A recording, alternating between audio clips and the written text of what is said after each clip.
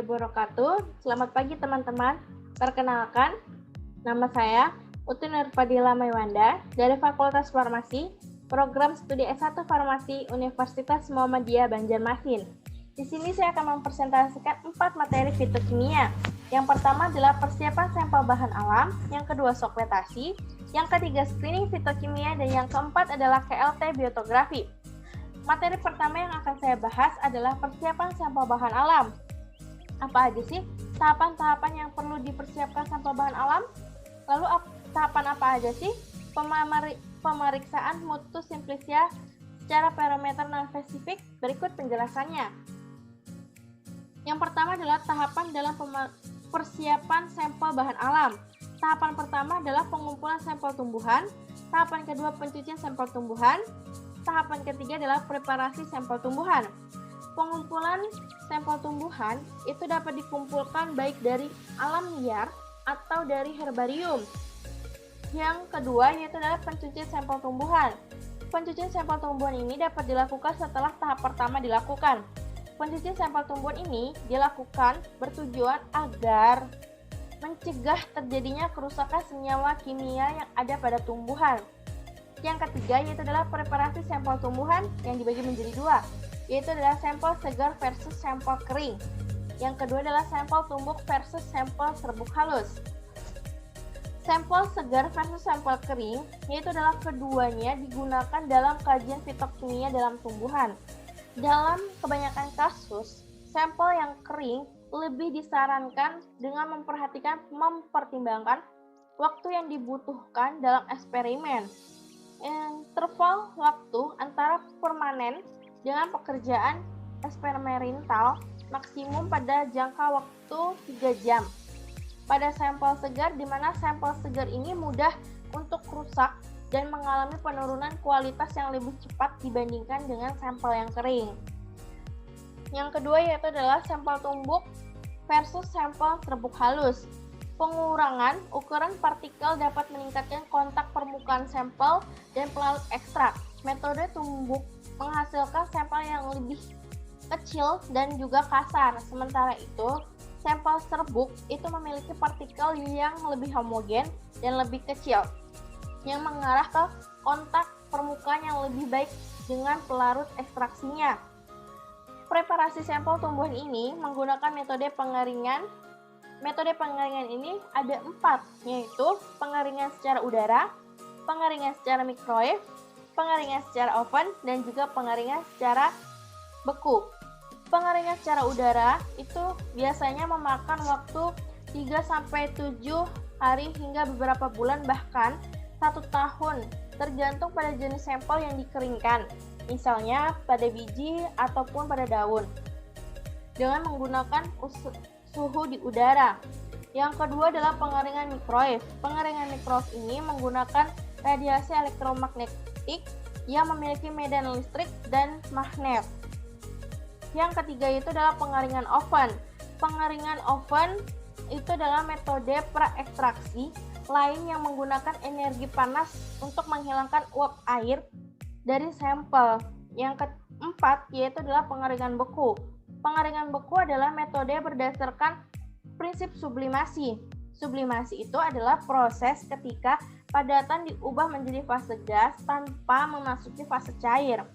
Selanjutnya yaitu adalah tahapan pemeriksaan mutu simplicia parameter non-spesifik.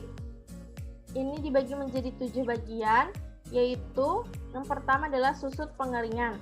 Susut pengeringan bertujuan untuk memberikan gambaran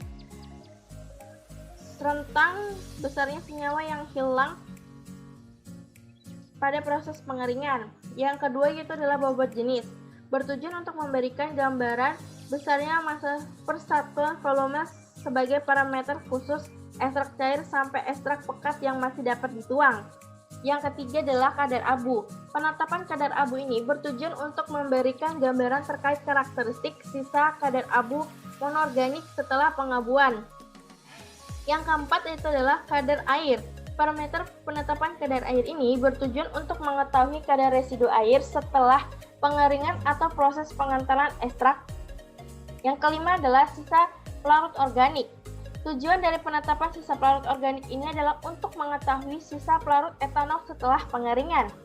Yang keenam yaitu adalah cemaran mikroba. Cemaran mikroba ini bertujuan untuk menentukan keberadaan mikroba yang sifatnya dapat merusak ekstrak sehingga dapat dilakukan upaya untuk mencegah kontaminasi atau menghilangkan kontaminasinya sesuai dengan persyaratan cemaran mikroba yang diperbolehkan. Yang ketujuh adalah cemaran logam berat.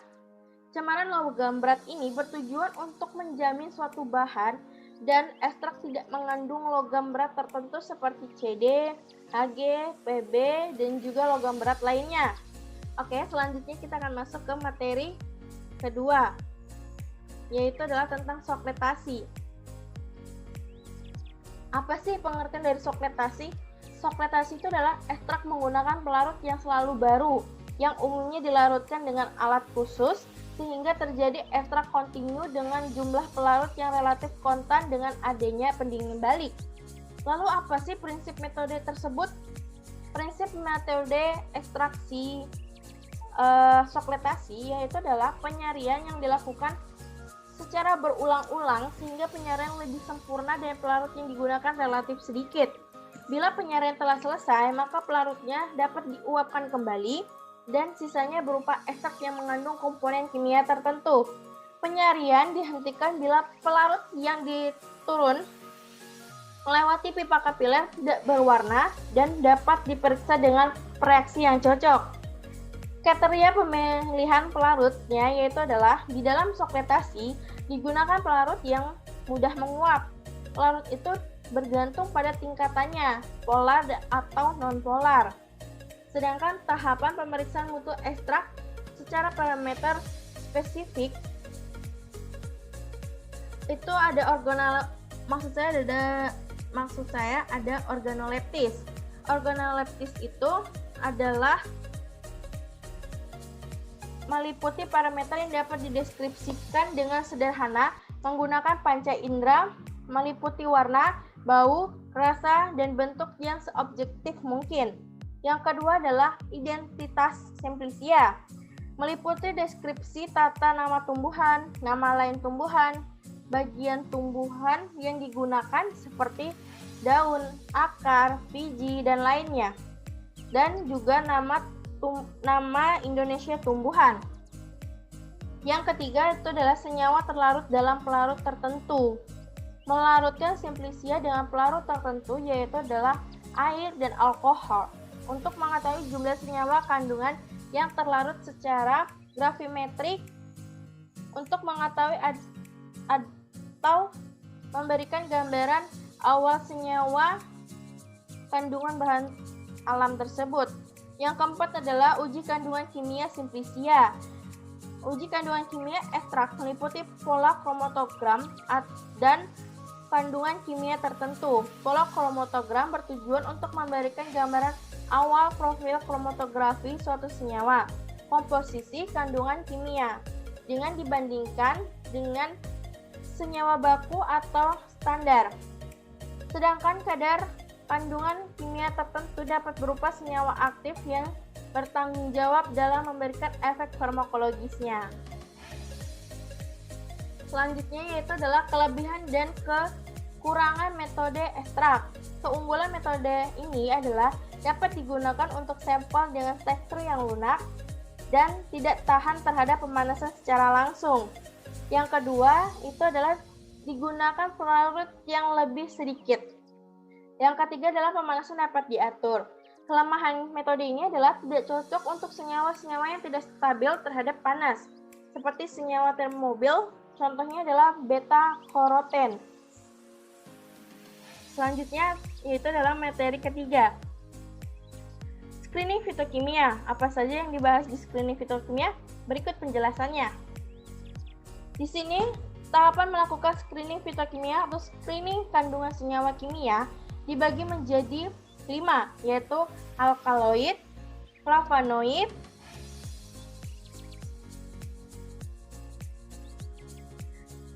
screening fitokimia tanin, screening fitokimia terpenoid, dan juga screening fitokimia anthraquinone. Pertama, saya akan menjelaskan tentang screening fitokimia alkaloid. Uji screening fitokimia senyawa golongan alkaloid dilakukan dengan menggunakan metode Kulvenor dan Fitzgerald. Bahan tanaman segar sebanyak 5-10 ekstraksi dengan kloroform berammonia lalu disaring. Selanjutnya di dalam filtrat ditambahkan 0,5 sampai 1 mili asam sulfat 2N dan digojok sampai terbentuk 2 lapisan. Lapisan asam di atas dan di pipet dan dimasukkan ke dalam 3 buah tabung reaksi. Ke dalam tabung reaksi yang pertama ditambahkan 2 tetes reaksi Mayer. Ke dalam tabung reaksi kedua ditambahkan 2 tetes reaksi Dragon-Drop. Dan ke dalam tabung reaksi yang ketiga dimasukkan 2 tetes reaksi Wagener. Adanya senyawa alkaloid ditandai dengan adanya terbentuk endapan putih pada tabung reaksi yang pertama dan timbulnya endapan berwarna coklat kemerahan pada tabung reaksi kedua dan ketiga. Yang kedua itu adalah screening fitokimia flavonoid. Uji screening senyawa ini dilakukan dengan cara menggunakan reaksi Willstatter atau cyanidin. Bahan sampel tanaman sebanyak 5 gram diekstraksi dengan pelarut N-heksana atau petroleum ether sebanyak 15 mili kemudian disaring. Ekstrak yang diperoleh selanjutnya diekstraksi lebih lanjut menggunakan metanol atau etanol sebanyak 30 mili. Selanjutnya 2 mili ekstrak metanol atau etanol yang diperoleh kemudian dimasukkan ke dalam tabung reaksi dan ditambahkan dengan 0,5 mili asam klorida pekat atau HCl pekat dan 3-4 pita logam Mg. Adanya flavonoid ditandai dengan warna merah, orange, dan hijau tergantung struktur flavonoid yang terkandung dalam sampel tersebut. Selanjutnya yaitu adalah screening fitokimia tanin. Uji screening tanin dapat dilakukan dengan 2 metode yaitu uji gelatin FeCl3.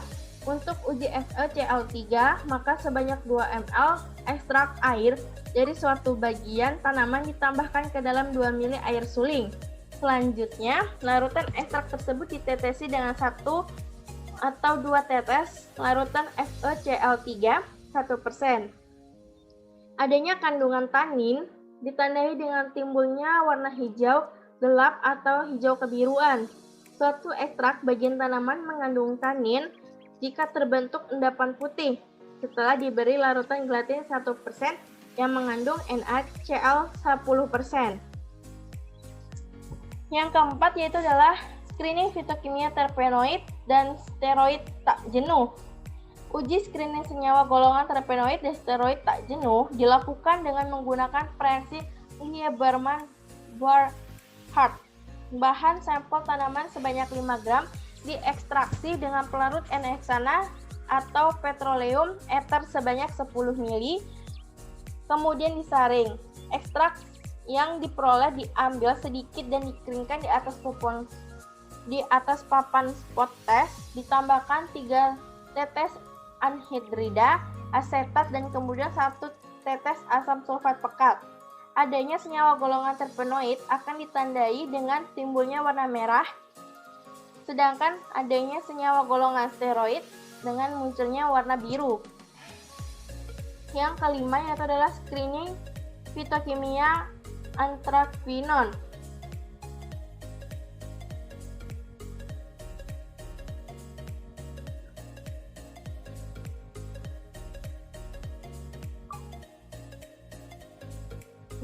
Modifikasi uji Borg-Trager dapat digunakan untuk menguji adanya senyawa golongan anthraquinone. Bahan tanaman sebanyak 5 gram diuapkan di atas penangas air sampai kering. Bahan kering yang sudah dingin tersebut kemudian dimasukkan ke dalam campuran larutan 10 ml KOH 5N dan 1 ml H2O 3% dan dipanaskan di atas penangas air selama 10 menit.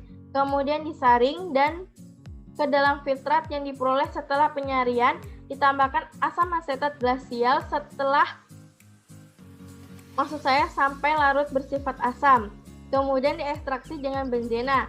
Ekstrak benzena yang diperoleh kemudian diambil 5 mili dan ditambah dengan 5 mili amonia, lalu digojok. Jika terbentuk warna merah pada lapisan amonia, maka bahan tanaman tersebut mengandung senyawa golongan antrakuinon.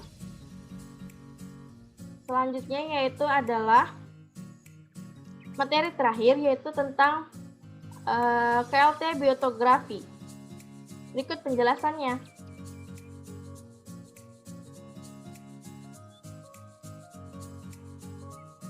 KLT biotografi adalah metode pendeteksian untuk menemukan senyawa antimikroba yang belum teridentifikasi dengan melokalisir aktivitas antimikroba pada kromatogram.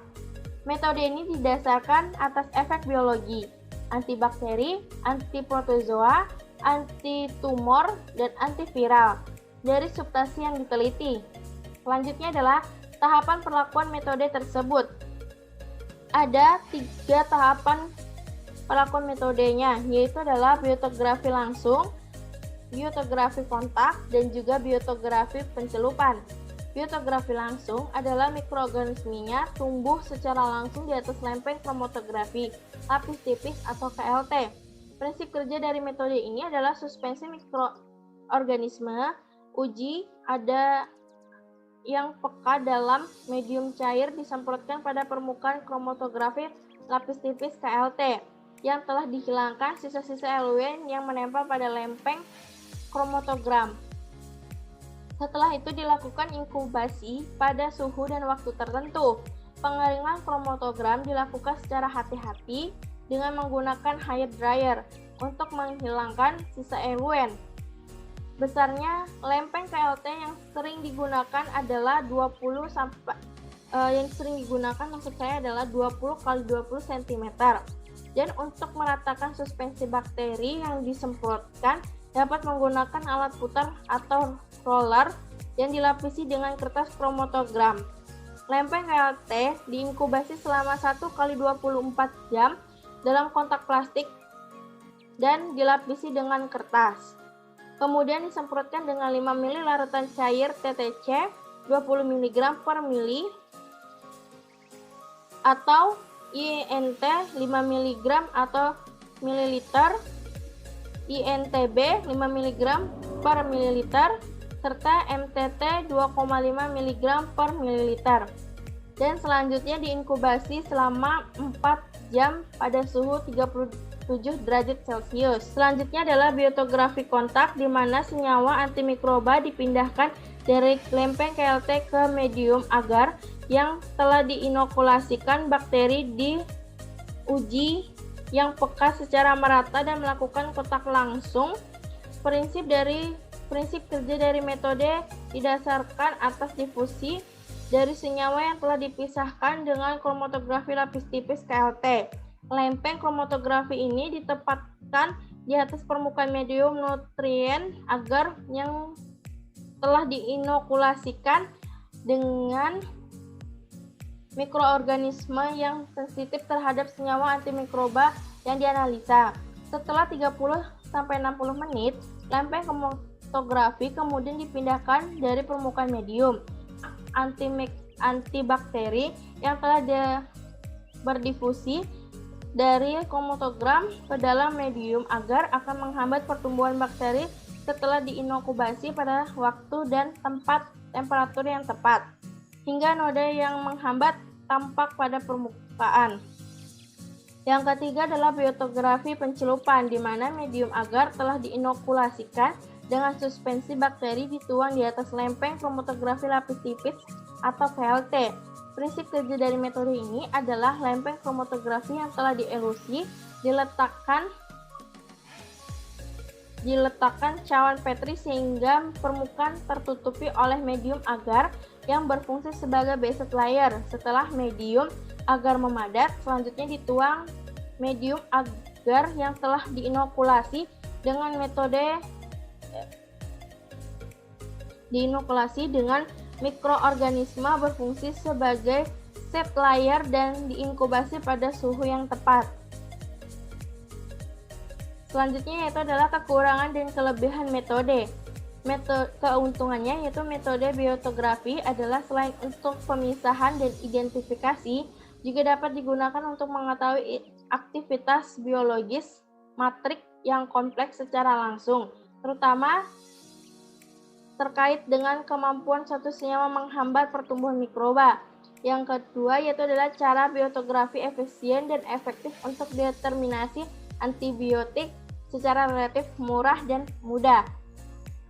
Yang selanjutnya yaitu adalah kerugian. Metode biotografi menggunakan teknik KLT sehingga sensitivitas metode tersebut lebih rendah dibandingkan metode kromatografi yang lain dan memerlukan jumlah senyawa yang lebih banyak dalam analisis.